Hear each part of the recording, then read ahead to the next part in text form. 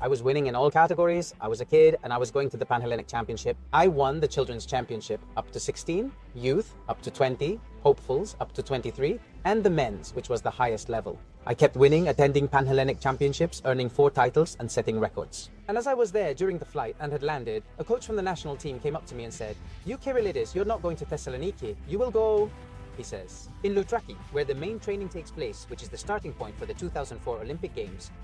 And from now on, you'll be training with Yakubu." In this group of young athletes, I was the complete outsider. If there hadn't been that man to tell me to take the bar and spend an hour with it, I wouldn't have done it.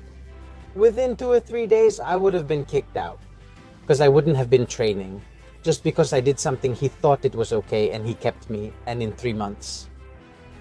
At 17, I played in the European Men's Championship and finished 6th. I worked hard at this job for 10 years in 7, 8, and 9 consecutive gyms every week. I rode my motorcycle all over Athens, working long hours from morning to night. And last year we were given the opportunity and we bought camaraderie with Alex, and that's the next move that happened.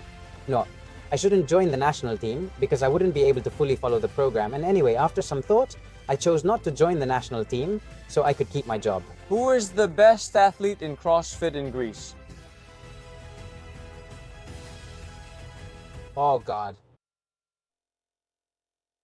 Welcome to Muscle. My name is Efteklais Konstantinos. I am the director of ShapeStar, and my guest today is Mr. Dimitris Kyrillidis.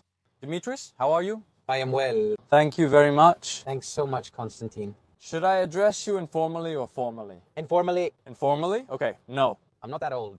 Well, Dimitris Kyrillidis is a weightlifter. You have a world medal from Mexico in 2003. You will tell us what happened there as well. Also, you have the best team for training weightlifting movements with CrossFit athletes.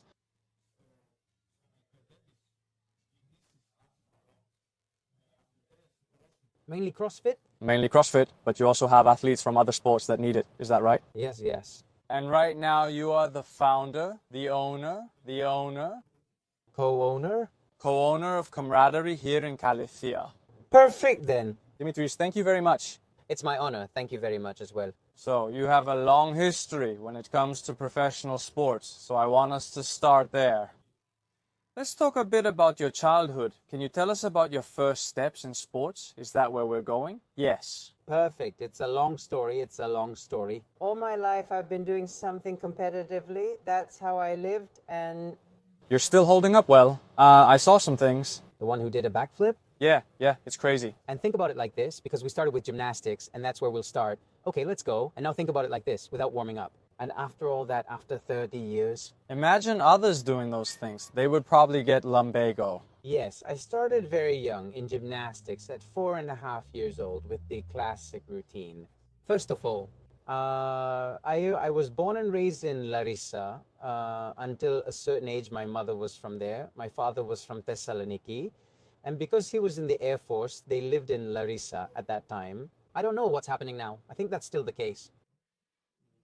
There were coaches who would go to the schools and check if the kids were suitable for certain sports. They did some tests.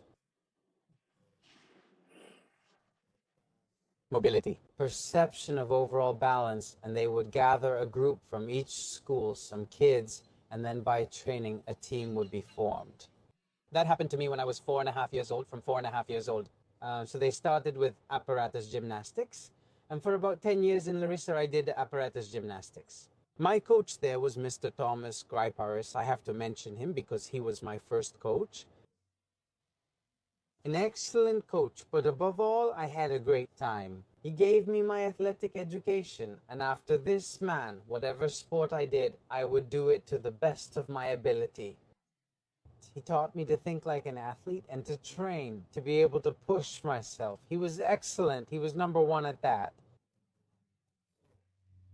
Without this man, I wouldn't have progressed. Dimitris, I believe it's very important for the first coach to be the right one, don't you think? Yes, because he can burn you out. Yes, it's very important. And think about the fact that he wasn't just my first coach. He was also a fitness coach, a coach in apparatus gymnastics. Think about how good foundations you can get from such a sport. It's different when your first coach is a basketball coach who won't teach you something on the movement of your body. And think about it, if the number one coach who starts you off is a gymnastics coach, it's the best. I mean, he knows, he has comprehensive knowledge. It would be the best.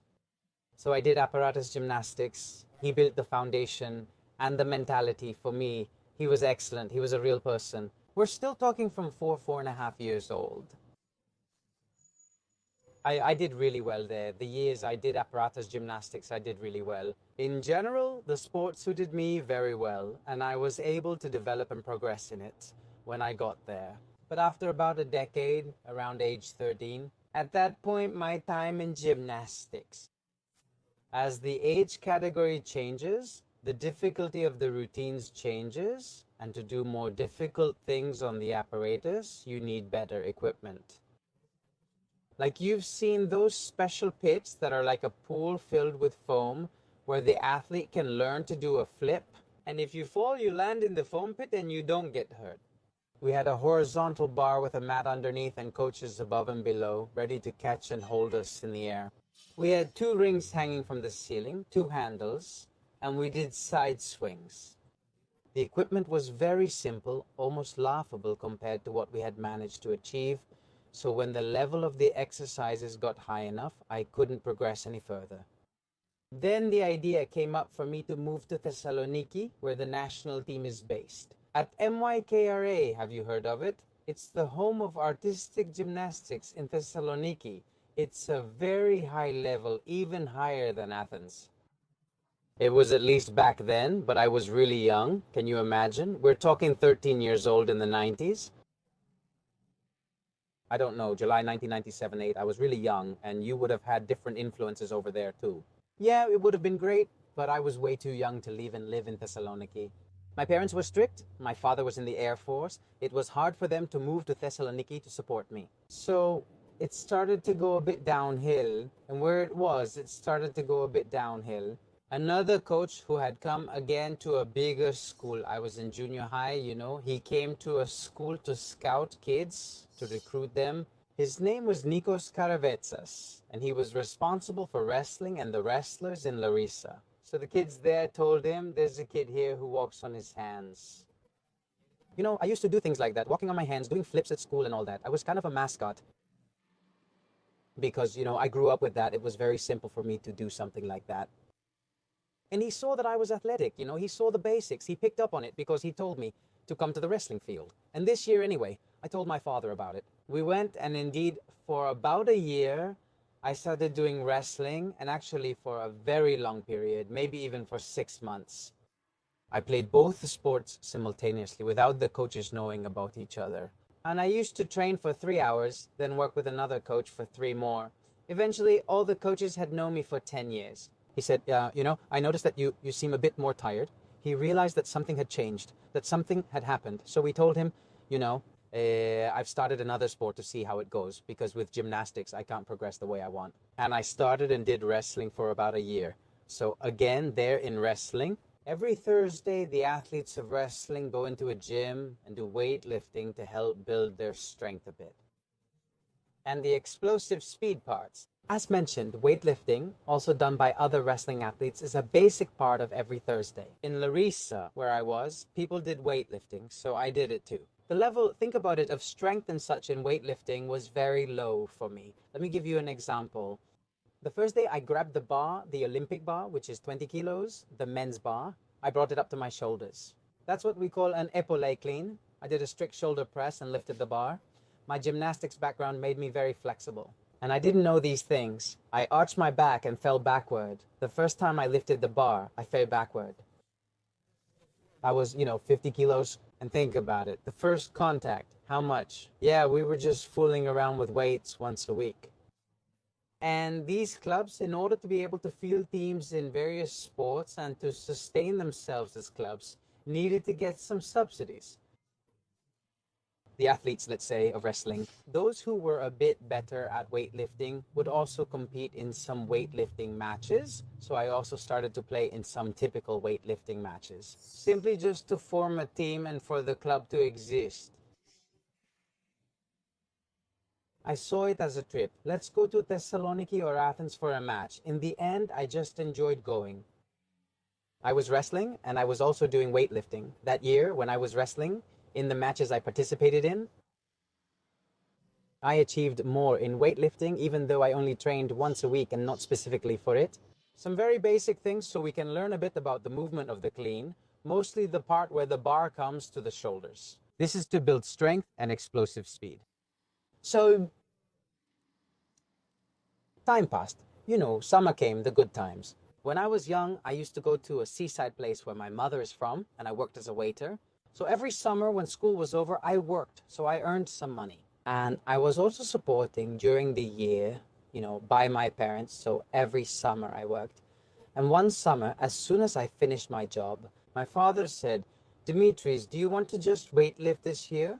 My father suggested it, he told me. "I believe you'll do better," he told me, "because what they see without training, already the medals you've won are better." I told him, yes, let me do it, I have no problem, and I believe. Back then, weightlifting was more well known. They were very well known back then. I'm trying to synchronize the years. But they were also a bit unattainable. They were an amazing team. Okay, no kid could imagine that they would train with Yakovu. It was difficult with Yakovu. So my father talks to my coach, and my coach talks to another coach who was handling the weightlifting part. His name was Nikos Sotiriou, my first weightlifting coach. I just want to mention and remember him, who was also excellent as a coach. And I started doing weightlifting. I walked into the gym. Did you quit and stop the other things? I quit. I had already quit gymnastics, and I quit wrestling and started gymnastics. During that brief time when I did wrestling, I shared some of my experience with the sport so you'd understand what happened. I'm starting weightlifting here, just weightlifting, from zero, with that bar that I dropped in 6 months, 0 to 6 months. 50 kilos of body weight at 15 years old. Yes, I did 90 kilos snatch in one movement and 110 kilos clean at 15 years old in 6 months from zero. I was shocked by the video you pinned on Instagram. Was that 180? Yes, but it was winter. And when you were little? I was really young, lifting 130 while weighing only 50 kilos. That's a big deal. That's very close to my beginnings, so I lifted very quickly. And then a notice comes down from the federation that I'm joining a national children's team at that time, and they invite me to a training camp, which was a national team for younger kids, and it was in Thessaloniki. Yes, from then on you have to go where it is. But I was older by then. 2 or 3 years had passed since I was thinking about it. In gymnastics, I had reached, 15. I was turning 16. I remember it was my second year of high school. The costs? They covered what you did at competitions. The club, not the federation, covered all the expenses. I wasn't on the national team yet. The club provided a bus for us to attend competitions. It's not like you covered it from your summer job, right? Yes, everything was paid for. Everything was covered. So I leave very soon. I train in Larissa for about a year, and then you go to Thessaloniki, and I leave. I change schools. I go to Thessaloniki. My father rented me an apartment. My father was very open-minded. He said he'll finish school in a year or two, get into a university. I'll rent him an apartment, and he'll move out. He always says this. Full trust. As you know, I never truly had a childhood. I went straight to adulthood, moved to Thessaloniki, and rented an apartment. How was everything in general? That experience? It's tough. Consider it. I was going to a sports high school. As I said, during the week, in the morning, I would take a bus and go to the center of Thessaloniki, where the weightlifting sports high school was. At the Palais des Sports, I'd take the bus back to my school near my house. The area there is called Votsi, where I lived, is near Kalamaria, and then in the afternoon, I would train. With the national team, the stadium was called Navarcos Votsis. It's a very good weightlifting center there. So imagine I would train in the morning, then go to school, come back home. I had to cook. At 10 years old, to eat. Didn't you have someone, your mother, to tell you? My parents visited every other weekend to wash my clothes, and my mother helped me with food. She would make food like burgers and other dishes she could freeze. Then I'd defrost them, cook some pasta, and eat. And I'm telling you, at 10 years old, I had to make sure not to lose my keys because I didn't have anyone in Thessaloniki if I got locked out. I wouldn't be able to go into my house. I had to have 10 euros in my pocket so I wouldn't be, careless. If I got locked out, messed everything up, I needed to have some money just in case to take a taxi. In Thessaloniki, after a certain hour, there were no buses.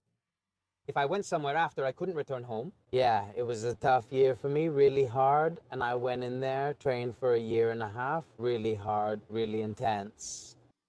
Morning at school, afternoons with the national team. Did you have Nico Sotirio there? No, Sotirio was in Larissa then. What about later? Who did you have? Over there, I had an amazing coach. Actually, I had several. The last and most famous one is Pavlos Saltsidis. You might have heard of him. Pavlos Saltsidis, if you've been following. He was on the national weightlifting team. He was our heavyweight under Iakovu, our big guy. I've seen a team like that, yes. The one who was the biggest guy. Pavlos Saltsidis. He's from Thessaloniki, Panthessalonikios Athletikos Omilos Konstantinopoulion. He has the Panthessalonikios Athletikos Omilos Konstantinopoulion club, and he's an Olympian. He has competed in 3 Olympics, and he was one of my main coaches there. Yes, I just remembered Mr. Valerios mentioned it in the interview. Sambanis? Sambanis was his teammate. Yes. He worked as a coach with him after 2008.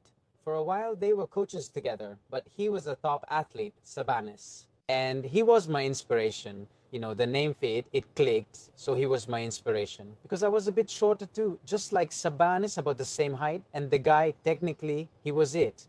Now we're switching topics. He was the weightlifting book. He wrote it, and the guy was flawless. You saw him, yeah, right? What he did, it was impossible, you'd say. There's no way what he's doing. Of course, Valerios and Kachi and others too, but this was something unbelievable. That's why I say the men's national team. When someone saw him on the men's national team, I tried to train with him. He was amazing. So we stayed in Thessaloniki for training. I went through a lot of coaches there. A coach who influenced me a lot and has passed away is Pavlos Lesporidis. Pavlos, a great coach from the old days and Iakovu's teammate, even competed in the Olympics. He was passionate about the sport, loved and supported me, and truly believed in me. He was the first one who believed that I would achieve something better. And then I was playing there. From a young age, I pushed myself too hard in training, lifting weights beyond my age and getting injured. I had 3 major injuries: wrist, elbow, and knee. I had knee surgery. My elbow was badly dislocated, but I fixed it myself without surgery. I did everything quickly, but the weights were heavy and unforgiving, and I lacked technical experience. That's when the injuries came, the first serious injuries at a very young age. Something comes to mind, but I'm not sure if you want us to mention it. At that age, was there anyone who told you to take something to help you recover? No, I had no idea it even existed. Yeah, that, just to say it. Yeah. I didn't even know it existed. And I wasn't taking protein or supplements. I didn't know something like that existed. Yeah, because I think it would be criminal for someone to tell you that at that age. Later, I learned there are aids and dietary supplements, drugs aside. I was thinking, is this actually a thing? I said, does this thing really exist? Okay, I mean, you managed to do all that only with food. That was the culture. And yes. Yes, I rose very quickly.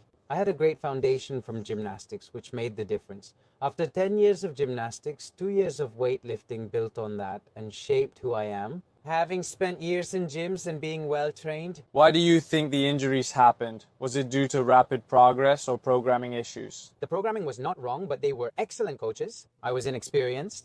I hadn't perfected my technique. Because usually an athlete in weightlifting stays with their club for a few years,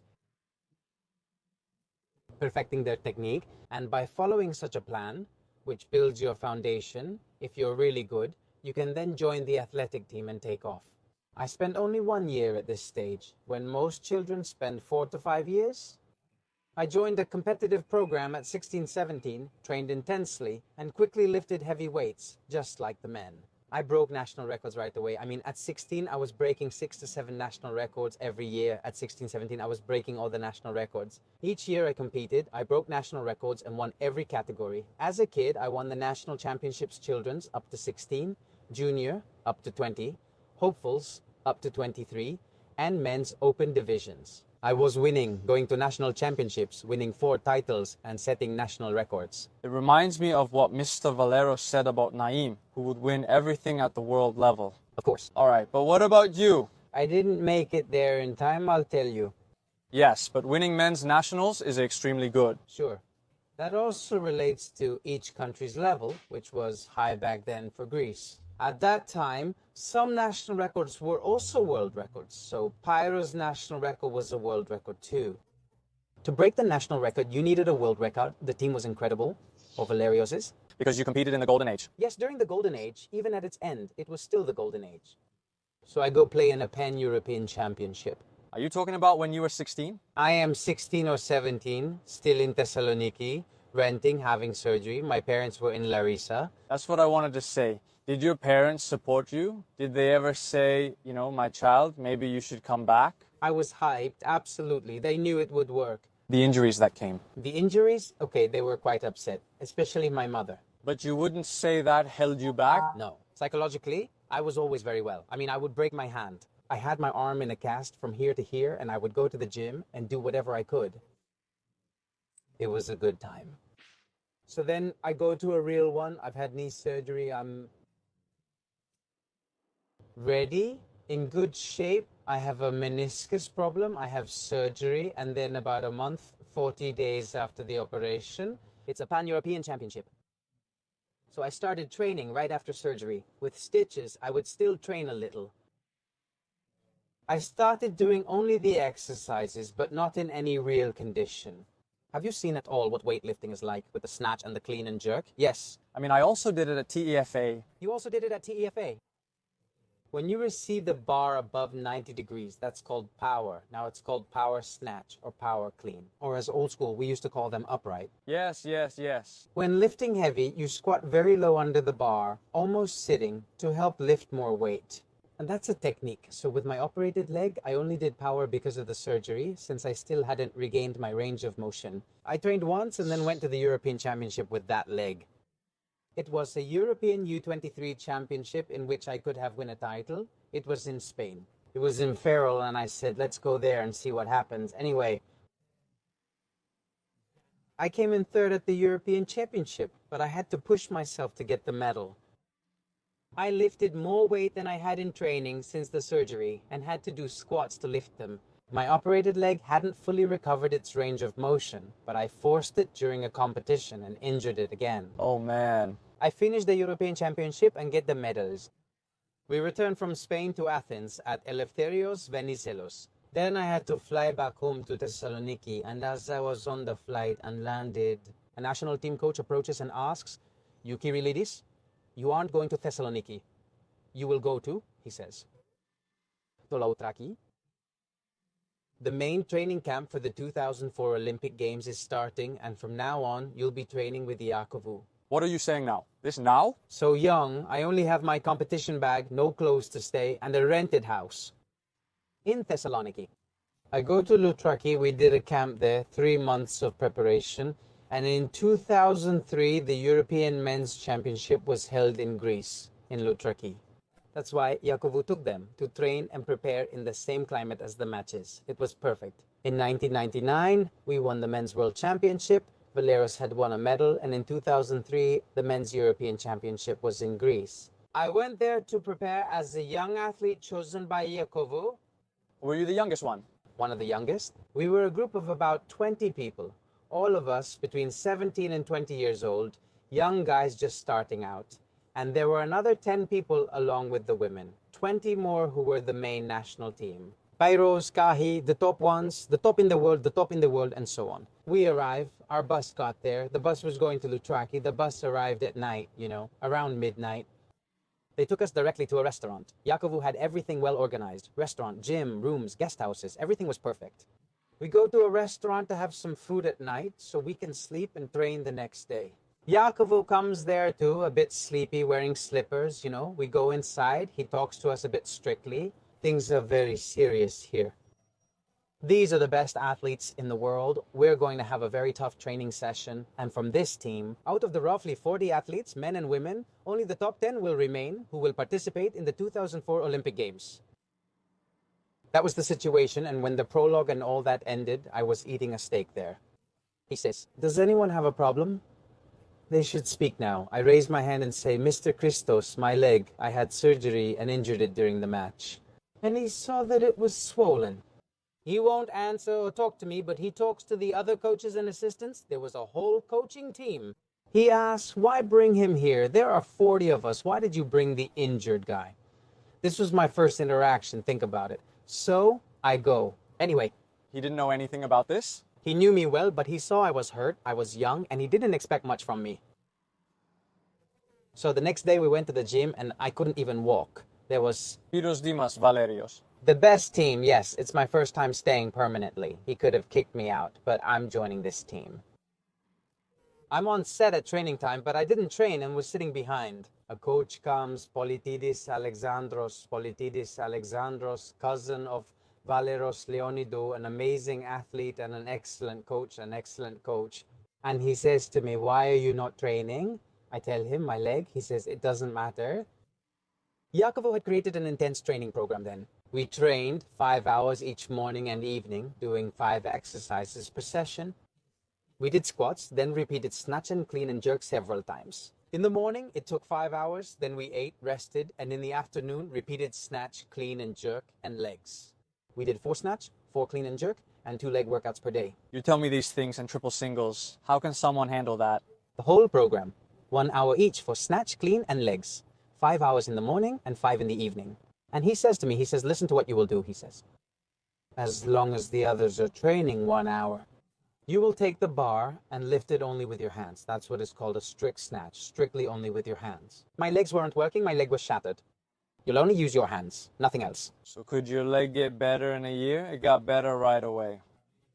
I'll tell you a story. I only did strict snatch for an hour of strict clean press.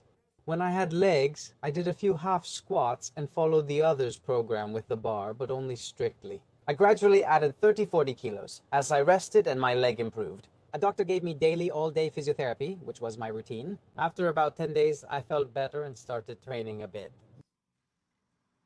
And it started to get better. My leg, I found ways to warm it up and how to put ice on it again.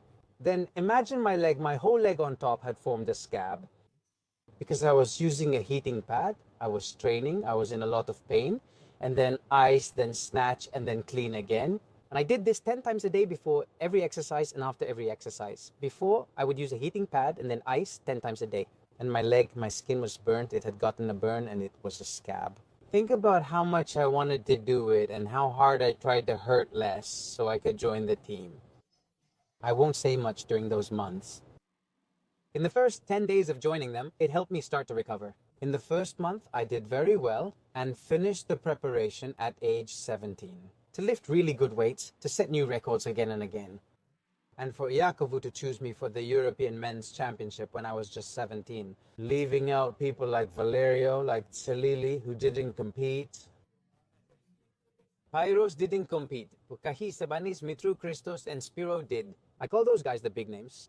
And then there were 2-3 youngsters who competed, and among those 2-3 youngsters was me, who went there as a complete outsider. And if that man hadn't told me to take the bar and spend an hour with it, in 2 or 3 days, Iakovu would have kicked me out. Because I wouldn't have been training, just because I did something he thought it was okay and let me stay, and in 3 months.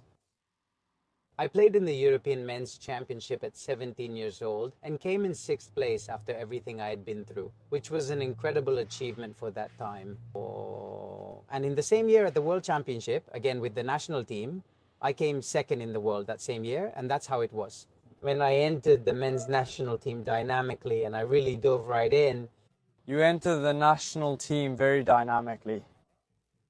So you, in general, your motivation, your purpose, what was it back then? What did you have in mind to fight so hard? Because someone else might say, I have an injury, we'll talk later. Let me tell you something. I didn't have it set up in my mind like that, the way you're asking me about motivation, because somehow, since I was a child, that was my way of life. I hadn't learned anything else. I had learned to evolve in this. But weren't you afraid with the injury? I wasn't afraid. I was in a very good mood. I was always in a very good mood. I had very good energy. Did you feel like you were going to miss the opportunity? No.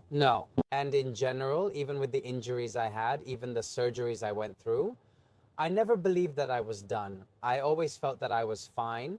I felt that I could always come back and achieve the performance I had in mind there. How did you feel when you managed to get into the team? And then, I think it was also the year 2003 in Mexico. That wasn't all there was to it? It was my first real success that established me when I won the world medal. There. How did you and your parents feel? The parents were shocked. Yes, it was a shock, but they were very pleased. They saw that it was worth it. All those efforts and everything I had been through since I was a child, all the injuries, the surgeries. When I was very young, the fact that I was left alone, my mother was really struggling. I'll share a short story from when we first went there, so you understand what my parents experienced. So when I left the airport, there at the Pan-European, and went to Loutraki, they asked me, "You're not going back to Thessaloniki." I never saw the house again. My parents went and sold it. I left for competitions and never returned, so they packed my things without me seeing them. So when I went to Loutraki, I didn't have any clothes with me. I just had one bag and I needed clothes for a 3-month training camp. I had no training clothes. So I talked to my mother, and my parents left from Larissa and went to Loutraki to bring me clothes. And they knocked and came in. There, the camp had one entrance. You couldn't get inside. And they were talking. And at the entrance, Iakovu came out. He asks, "What are you doing here?" "We came to bring... I won a medal in the Pan-European Championship, and my parents came to see me and bring clothes." Iakovu told my parents they couldn't see me and to leave the clothes and go, saying they shouldn't have come and it was wrong. "You should have sent them by courier." But why this? Because he didn't want me to get distracted. Ted and I didn't see my parents or my mother. They left. How long does it take to get from Larissa to Loutraki? I think it's about 4 hours by car, and then my mother drove another 4 hours back. She cried on the road because she couldn't see me. She knew you were hurt and she wanted to see you, let's say. And she didn't see me. They saw me again after 3 months at the European Championship, watching me on stage during the competitions. During the competitions and after the competitions, Iakovu left me alone for an hour because I had the World Championship. After a few months, he let me see my parents for an hour, and they picked me up from the stadium. And we went there to Loutraki, to Goodies, and we had a burger. That was just 1 hour, and it's the only junk food I ever had. And then I went back and continued my preparation for the World Championship. I want to ask you now, because Mr. Iakovu, we all know the story and how he helped Greece. Do you think it was right for him to be so strict? I mean, does there have to be this? There was no other way. The pressure is extremely high, and the competition... The competition is unbelievable. And what kept the team together was that respect and what Iakovu had instilled. Walking into a room, you understood being the best. It was very professional. I mean, when I first joined the team and I was training with Sampanis, Valerios, Pyros, and Kachi, so it was impossible not to be perfect. It just couldn't happen. It was impossible. Every day, I was my best self. I mean, I pushed myself to limits I didn't even think existed. And until then, as I told you, I was training a lot. Until then, I was training a lot. I was very fit, and I had pushed myself really hard. And when I joined the national team, that doubled, even tripled. On another level, and because I had really good visual stimuli, mainly technical, and top coaches, I stopped getting injured as well. You didn't have that before in Thessaloniki and Larissa? I had good coaches, but I didn't have visual stimuli. I couldn't see the other person doing the movement correctly or observe the flow, movement, or body position. When I joined the national team, I was shocked by what they were doing. With school, there was absenteeism. Did you finish it later? I didn't finish it later, but I was absent a lot. A whole lot. The 2004 seniors was very bad. Preparations for the World, European, and national teams. I was absent a lot. I took special leave and only took exams. That's all. School was difficult. So, was it difficult with friends? Friends? In general, at school, it was very difficult to make friends because when I was very young... Was someone missing from that? Yes. Unfortunately, I couldn't make very good friends. Reasonable if you're at the gym all day? Because I was always in the gym. Did you have any athlete friends? Athletes, yes. Well, they kind of come and go and don't stay. The friends I have now are mostly from the national team. But, for example, Valerios Lenidis, who is a very good friend of mine, and we have a very good relationship. Some guys my age who were great athletes, and we were together. But I had changed schools 2 or 3 times, and then I changed again. I went to Thessaloniki, and then I left again, came to Athens, and changed schools again. I never had time to make friends at school because I changed schools every year or 2, so I missed out on the usual school experience. And then years later, they do a reunion. I missed out on that too, since I went to 5 or 6 different schools and lost that part. I had no friends or thing, so I lost it. Didn't you feel lonely because of the... Because of the routine, I made friends much later in life here in Athens. Really good friends. They've supported me a lot, but I wish I had childhood friends. I would really like that. But still, would you choose what you did again? You wouldn't regret anything? You would still choose it? It was like it was the only way. For me, it was kind of the only way. I want you to tell me a bit, because you were very young and had so many achievements. Had your character changed? For sure. I had really gotten a big head, honestly. I mean, I didn't even have... I was also a bit on my own. Me here in Athens, and at times like that, you need someone to guide you a bit, the way you guide a child, to set you straight when needed. And I didn't really have that. When the successes began, I got more carried away than I should have, which set me back. It set you back? What do you mean? It set me back. Is that bad? You mean? Yes, very bad. Yes, very bad. When I was humble and I worked, and whenever I did that humbly, with a lot of work, without seeking anything more, I always brought medals and distinctions, or in any case, I was very satisfied. After that, I myself had some very bad competitions.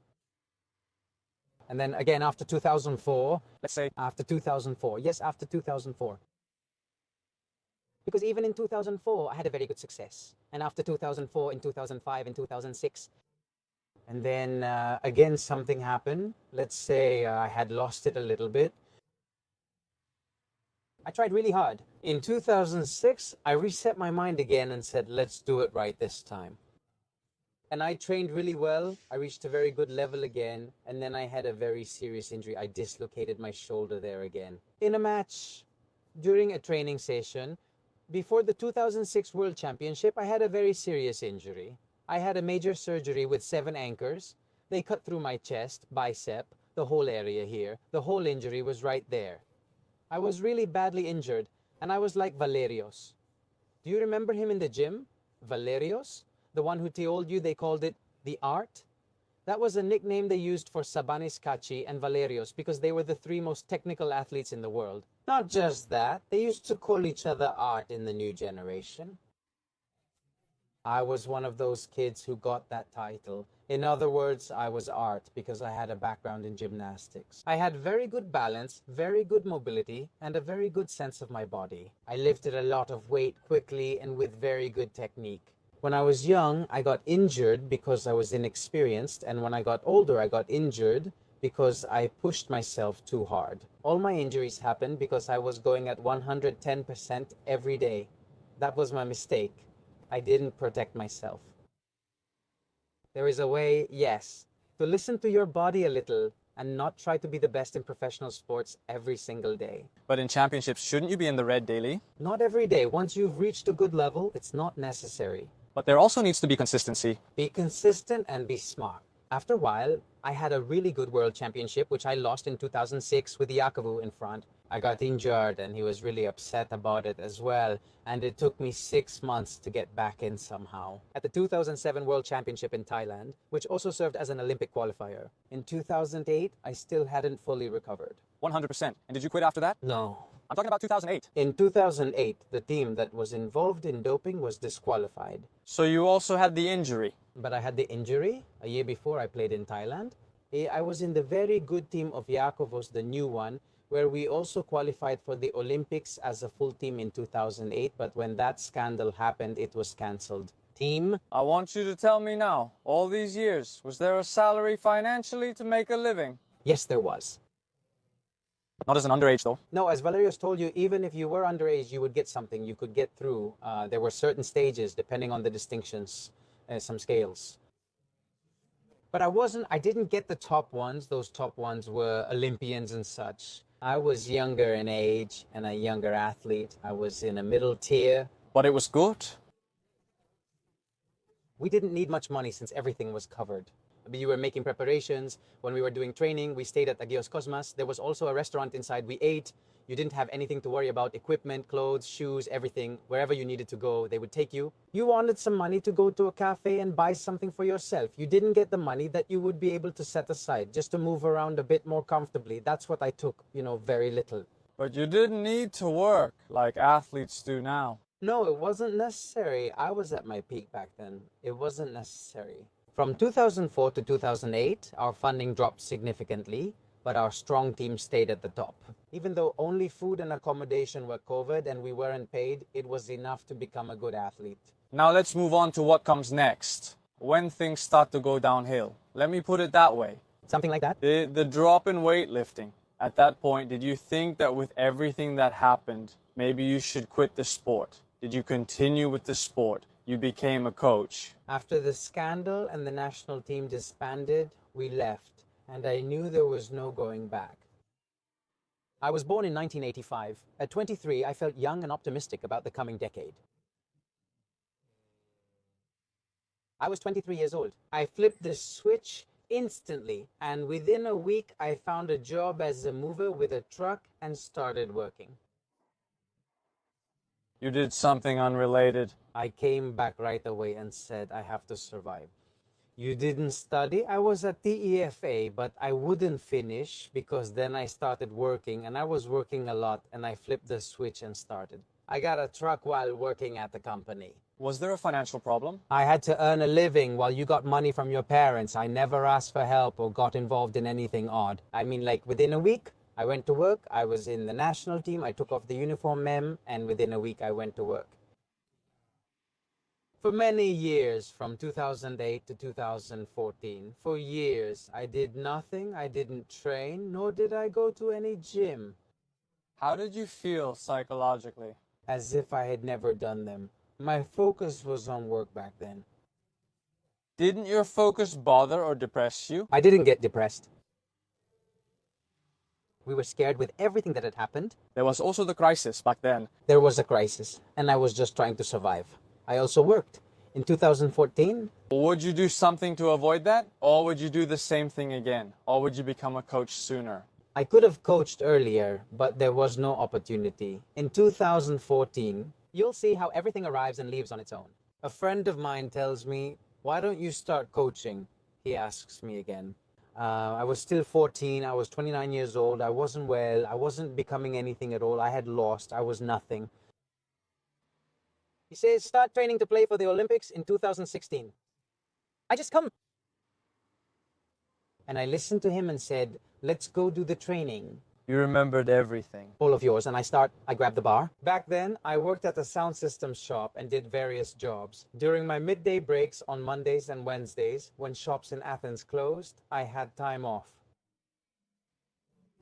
I used to go to WACA, the old training center of the national team, and I trained there. And within a year, I managed to lift the weights I was lifting. When I was a kid, I did 150 kilos snatch and 180 kilos clean and jerk at what weight? At 70 kilos. I was in the 69 kilo category then. And I won a national championship. In 2015, it was called Elite. Only elite athletes participate, and that's when the national team is reorganized. In 2015, my goal was to play in the World Championship.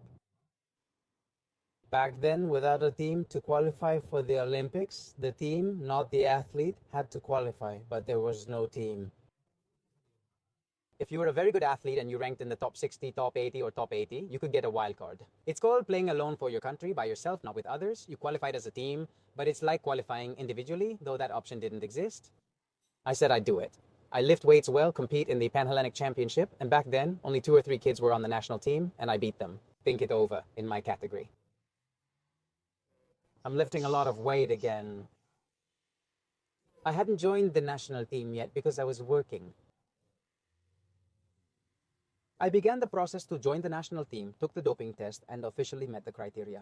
You did tough training with the national team. What could I handle? 5 hours? 5 hours. 1 hour the next day when I had time, 4 hours, and the next day again, just 1. I did whatever I could and reached a high level. Then the next issue arose. Back then, when I was recalled to the national team, let's say, the guys weren't working then, but I was. I missed several practices, especially morning ones. So it became an issue, and also with other athletes from the team that existed back then. The fact that I shouldn't join the national team because I wouldn't fully follow the program. Of course, and anyway. I chose not to join the national team so I could keep my job, of course, and not leave my job. Because I had been through that and I knew what it was like.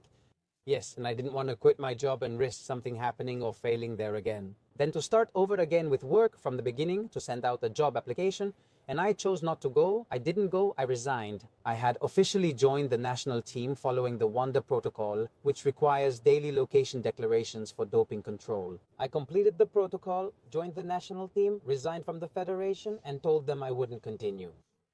Despite all that, I was very fit, I'm in great shape. On Saturdays, with gyms closed except for the national teams, I had no place to train.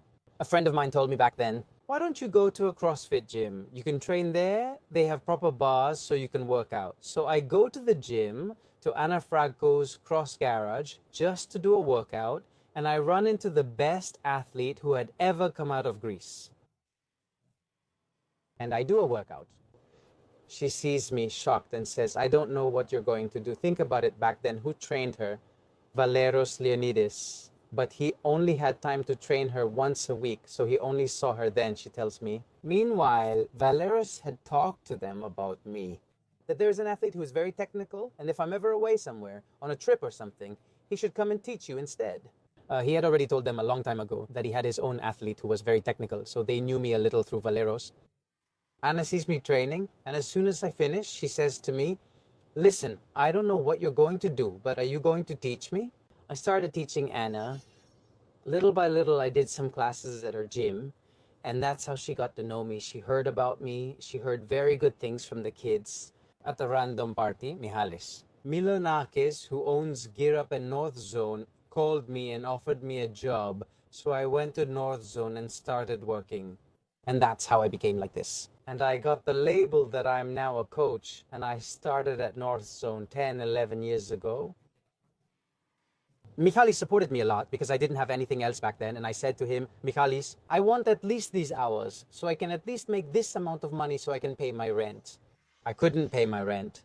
My father had paid my first rent back then, and Michalis supported me a lot. Milonakis, as a guarantor, gave me the hours I asked for plus one more day, and I was able to stay in Athens. I worked very hard for a year, and the next year my name started to be heard. I got offers from 6 other gyms, though just 1 year with Milonaki, I was making just enough money to get by. He supported me, and then I got offers from 6 more gyms, and I was working at 7, and I started making money and being able to be okay to move forward. I worked hard at this job for 10 years, at 7, 8, even 9 gyms in a row. All week long, I used to travel all over Athens by motorcycle, working non-stop from morning to night. And last year, we got the chance and bought camaraderie with Alex, and it's the next move that happened. That's how I got into CrossFit and fell in love with it and its athletes. They welcomed me very warmly. They loved me and embraced me because I was quite enthusiastic, and they really liked that. Weightlifting was challenging for them, but teaching them weightlifting techniques helped them improve rapidly. Others too, like Alexandros Kotoulas and some kids. Anestis is the one who gets the supervisor role. I've had him in Greece since he was 17 years old.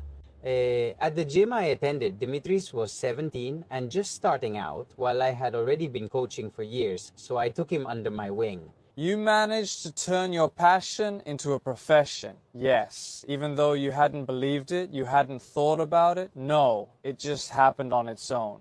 Oh, that's the strange thing. It just happened on its own. And then I left it completely. The federation matters, along with federal ones, possibly linked to a predecessor and a world medal. What I have achieved, and generally the club-related things, I could have, let's say, opened a club in my name, my own club, and run an association. Nevertheless, I decided to work with these amazing kids of CrossFit. What they do is fantastic. I entered a professional environment. Since only the national team had been professional for us, everything else was informal. Now I was in a truly professional space. Yes, North Zone, respectively. I mean, a good coach, a truly good coach, moves forward because of his merit. For example, Michalis chose me because of how good a coach I was. And I really liked that.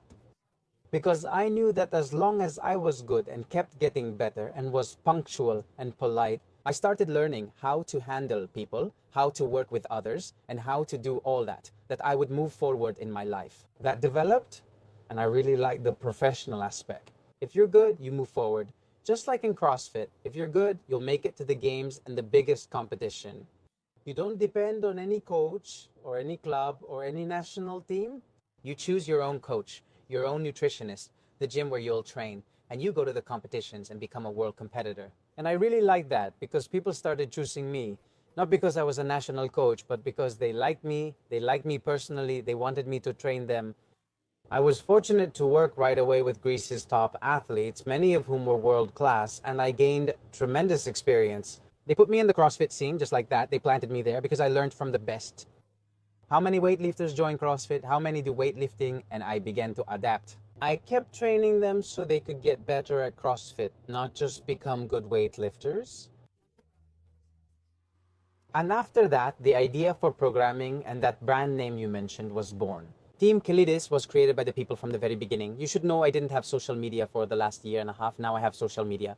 Nevertheless, they were tagging as Team Kyrillidis or Kyrillidis Team or Coach Kyrillidis, my athletes. And now, if you search for those, you'll find a lot of videos from 10 years before I even created the socials.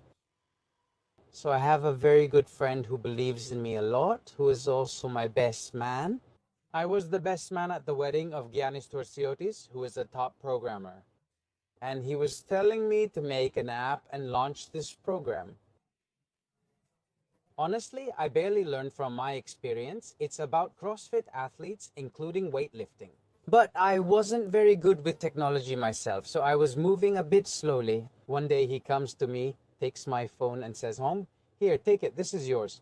He set it up as a gift, made me an app and paid for everything. He made it himself. He creates a website for me and says, "This is the site." Shall we call it Team Kyrillidis? I didn't want him to use my name. I didn't like the idea that I would create a brand name and it would be called Team Kyrillidis with my name in it. I didn't want that. I wanted a different name. And he says to me, "Hey, Dimitris, listen, this name, you didn't come up with Team Kyrillidis. Did you come up with it?" He asked me. "Your athletes came up with it." He says, "You must keep this name for your athletes after all these years." And indeed, the app was released, which now exists on both Android and iOS, and you can download it and register. And in reality, it's a specialized and personalized program for someone who is now training more competitively or has some goals and wants to improve.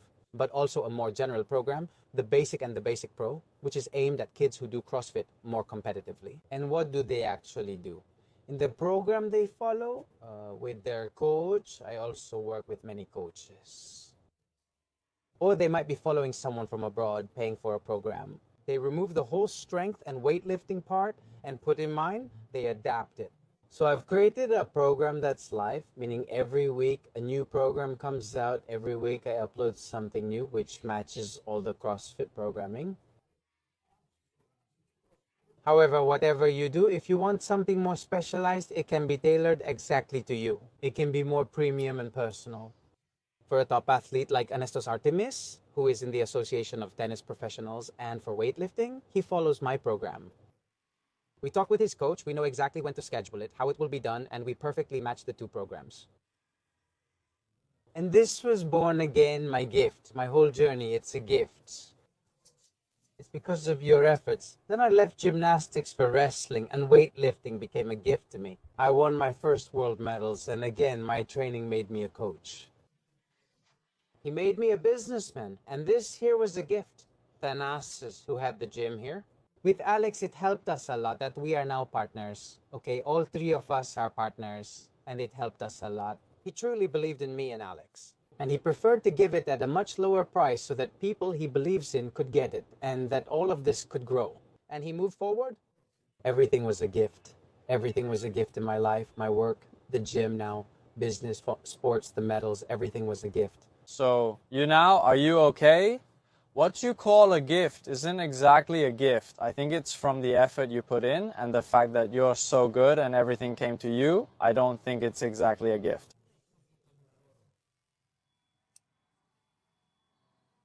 First of all, I believe that everything comes with God's help, no matter how much you give yourself. So it's definitely a gift. And I've seen a lot of people like me.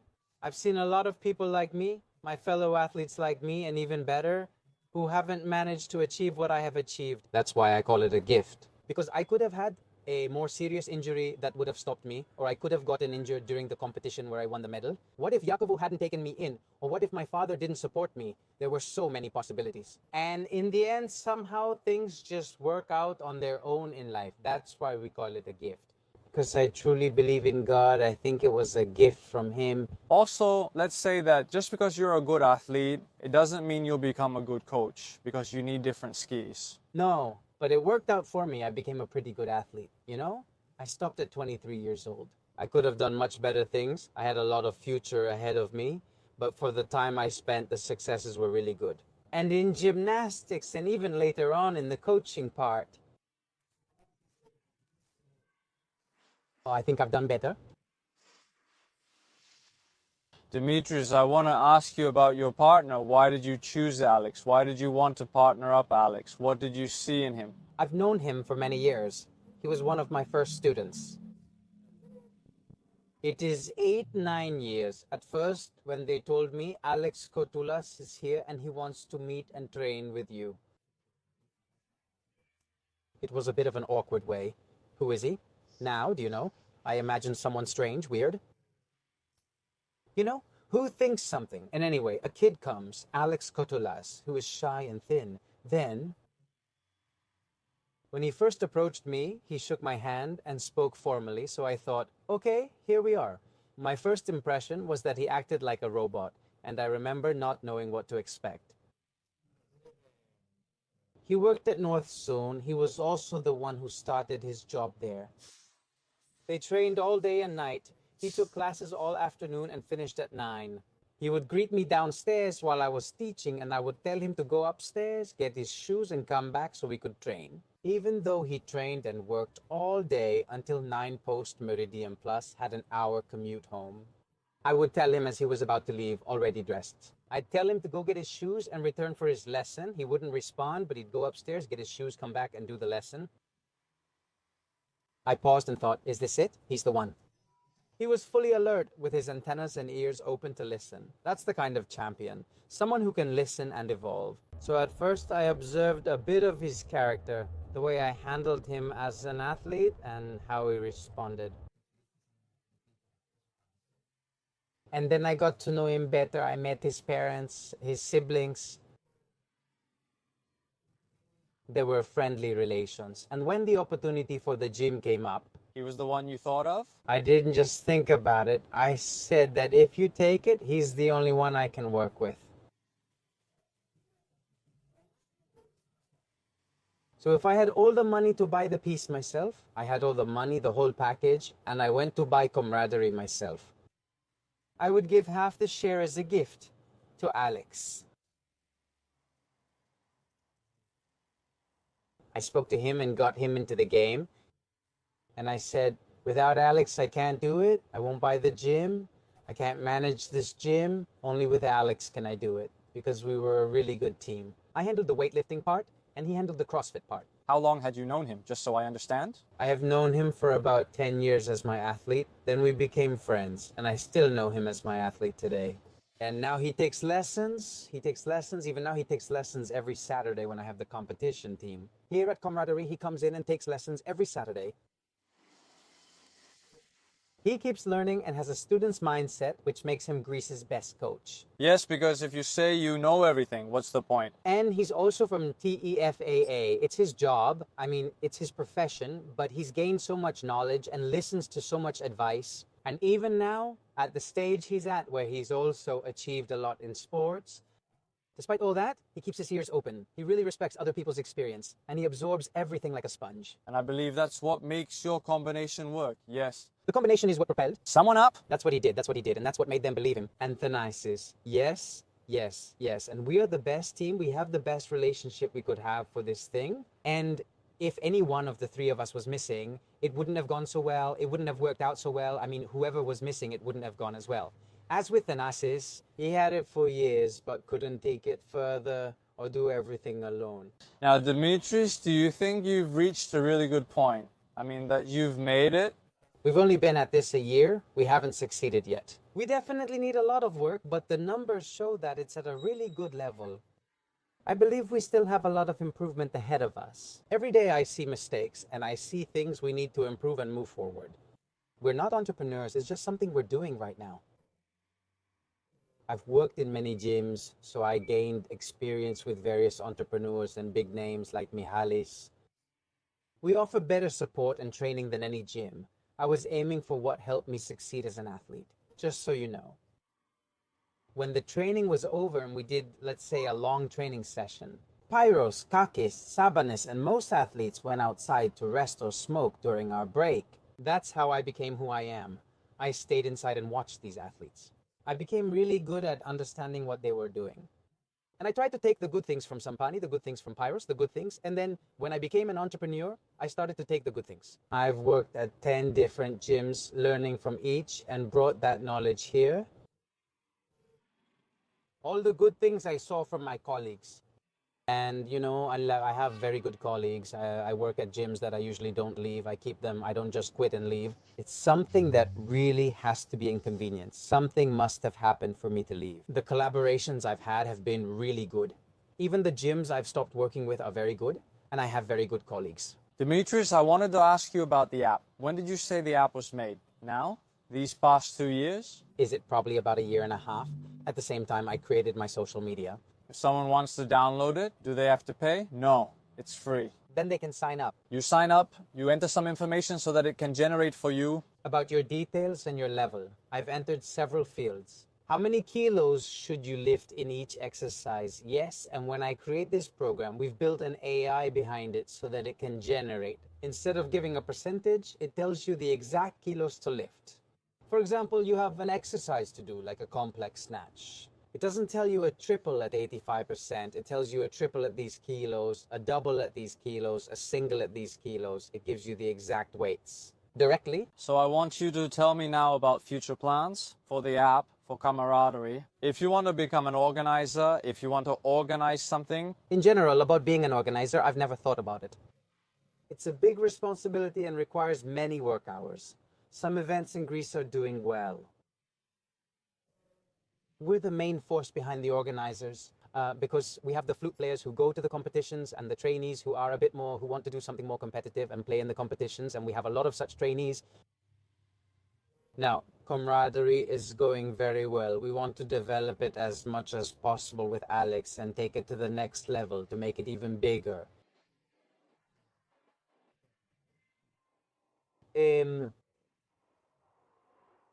With whatever this brings, I haven't thought about it where it could go because this happens so quickly, like everything else. And the application part is very nice. It's very interesting. It's very creative. Because, as I said before, you can't take a weightlifting program and give it to a CrossFit athlete.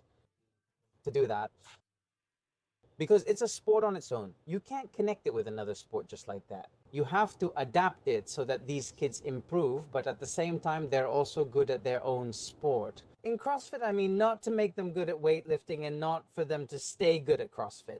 It has to come together and fit in a combined way.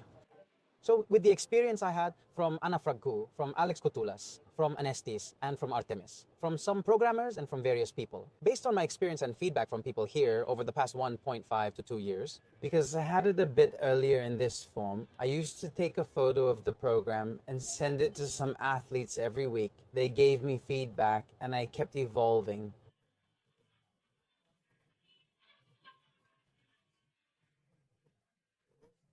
I make it, change it, and adapt it. And in reality, I do a basic small cycle of weightlifting. But at the same time, I give different stimuli so that the athlete is always at 100%. For example, when I give a volume stimulus to someone who wants to build a base, they can also reach their maximum during that period or when someone else is working on their maximum. They can also have some volume and maintain it. So they can excel at CrossFit, build strength and endurance, and perform at sub-maximal levels. I keep tweaking the program. It's for weightlifting, but actual coaches might find it amusing. Because it's not for an athlete who only wants to do weightlifting, but it's an excellent program for the kids who do CrossFit and want to get better at weightlifting. Also, I've worked a lot in that area. I'm good at the technical part. That's where I stand out. When you say Team Kyrillidis, that's it. If you ask, they'll tell you. He's very communicative and very technical. His technique is unique, and what he shows you completely changes your technique and does something good for you. So through this part of my experience from the gyms, I took an exercise routine with some complex or special exercises in which I set up the programming for them. So besides training you to complete a cycle, get stronger, and increase your weights, the program also improves your technique. I mean, I've found a way so that the person following my program, especially if we have some communication together, so I can see how they're doing and correct them.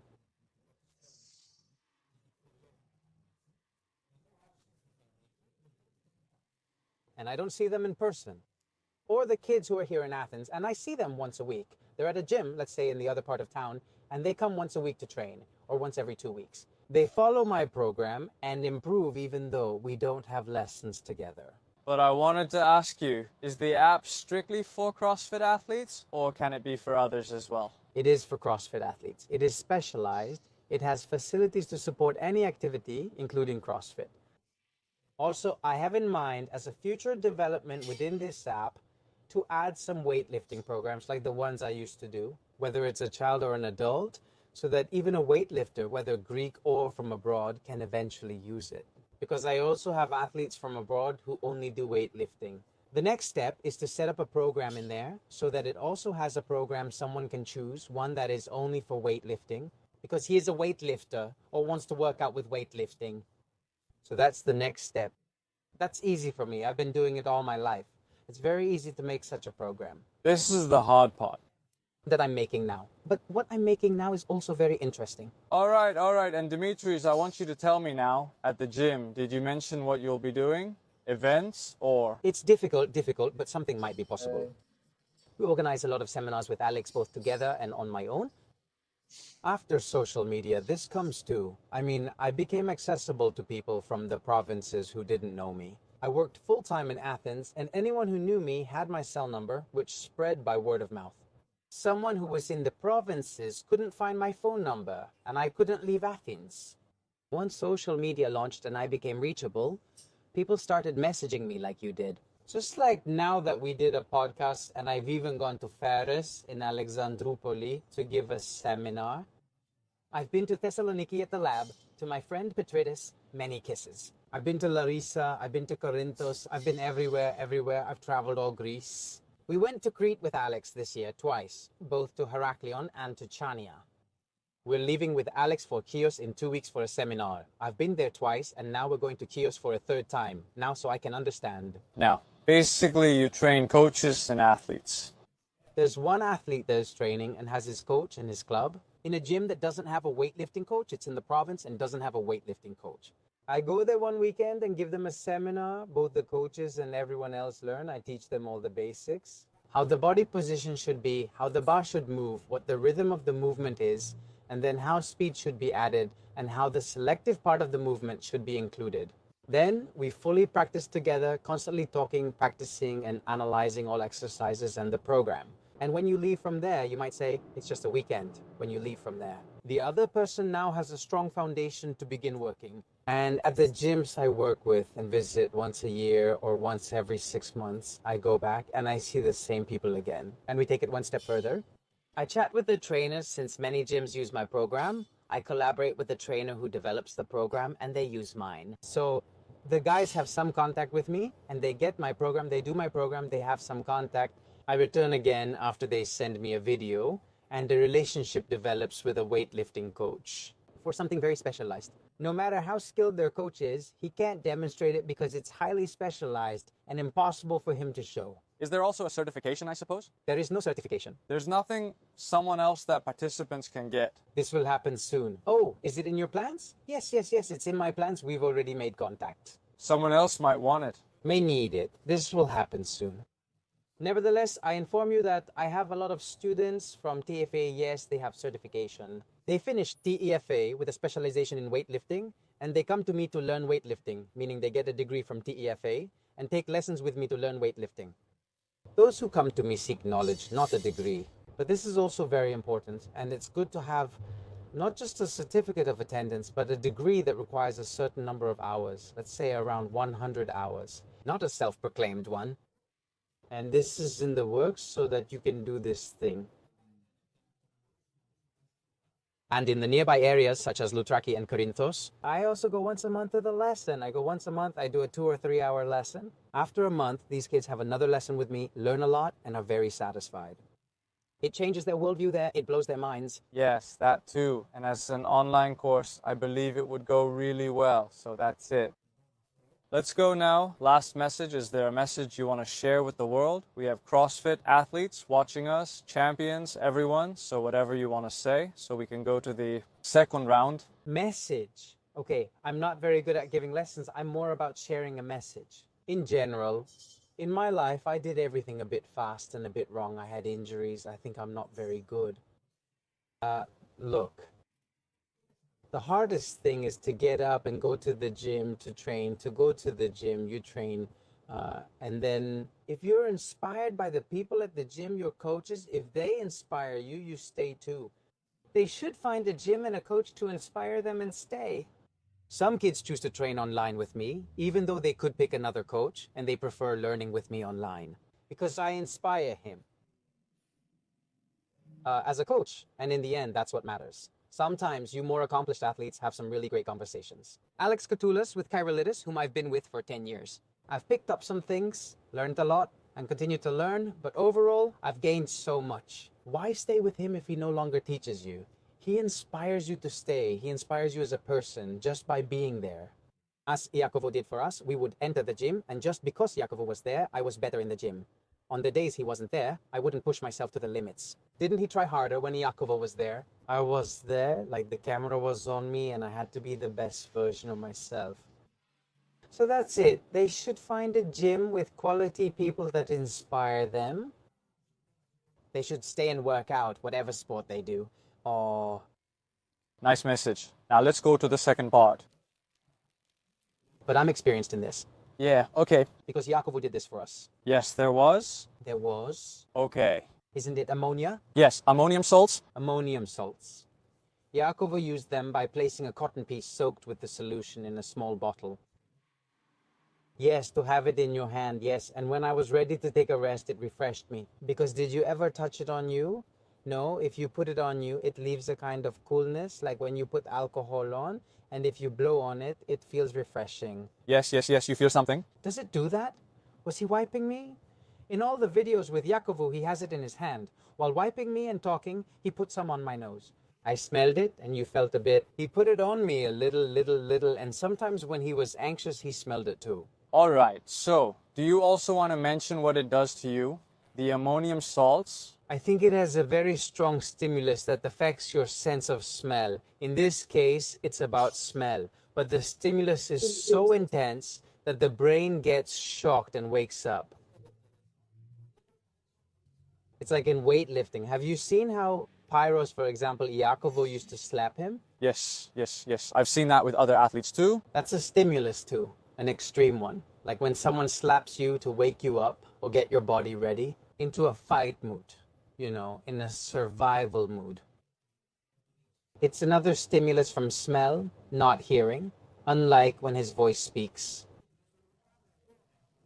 Auditory stimulus, so you get auditory, you get smell, you get the hit, the touch, and you get all these stimuli in your body.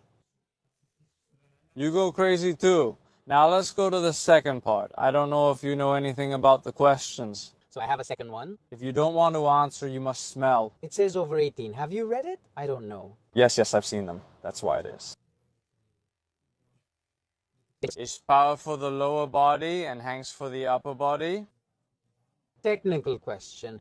Power is mainly to teach the athlete to send the load higher, to lift the bar higher. We used it as an exercise. Power, you see, power is basically to learn how to give more drive to the bar, meaning for the bar to go higher, so that later with more weight you can lift it. Yes. That's what the power does, the hang. What did he say about the hang? The power is for the lower body and the hang is for the upper? No. Both work out exactly the same muscles. We usually do the power as a preliminary exercise to get some benefit. On the bar or hang, since it's from the knee up, it's called a hang, and the bar is in your arms. You skip the first part of the movement, the start, which is a very difficult part. Why do you skip the first part of the movement and remove it? Doing this can help you improve your rhythm over time. And a lot of athletes who are at a more beginner level in hang, they lift more weight, but a good athlete lifts better weight from the ground. Someone who can handle the whole movement perfectly can still generate power on the bar, but with the hang, which is about 2/3 of the movement, they can manage it a bit better. It's a preparatory exercise we did as athletes, moving from blocks to the bar, but without holding the bar. We would set up on some boxes to work only on the second and third phase of the movement independently to improve our rhythm a bit. It's not that it targets the lower or upper body more. Whether you do power, squat, or hang, it always works the entire body. Let's move on. We're moving on. Is it possible to start weightlifting at the age of 50? Of course, what are we doing here? Yes, it's possible, and it is. It's the best thing you can do for your body. Exactly, it helps with bone density and muscle mass, and it's the best thing you can do. If the gym and resistance exercises bore you, weightlifting is the best sport. Are there classes here for people over 50? Let's fill classes. Weightlifting offers a unique benefit.